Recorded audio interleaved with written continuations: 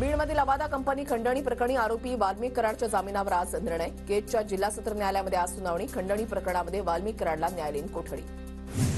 वाल्मिक कराडवर बीड जिल्हा रुग्णालयामध्ये उपचार सुरू। पोटदुखीचा त्रास होत असल्यानं काल रात्रीपासून कराडवर बीड जिल्हा रुग्णालयामध्ये उपचार सुरू।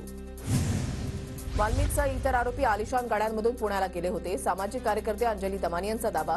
दरम्यान 3 आलिशान गाड्यांचे सीसीटीव्ही फुटेज समोर। कराडच्या ताफ्यामध्ये असलेली गाडी शिवलिंग मोराळीच्या गाडीसारखी। पत्रकार कराडचा सीसीटीव्ही शोधू शकतात पण पोलीस नाही, हे पटतंय का? वाल्मिक कराडच्या सीसीटीव्हीवरून दमानी यांचा पोलिसांना सवाल। कराडसह सर्व आरोपींना ऑर्थोरोड जेलमध्ये ठेवा, दमानी यांकडून ट्विट करत मागणी।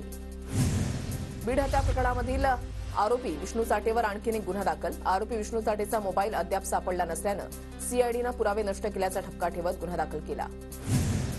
बीडच्या मांजरसुंबामध्ये ज्योती जाधवच्या नावे 9 एकर जमीन। सुरेश धस यांचा दावा। तर शेतकऱ्यांच्या जमिनीतील मुरुम उपसा करून स्वतःच्या जमिनीचा विकास केल्याचा शेतकऱ्याचा आरोप।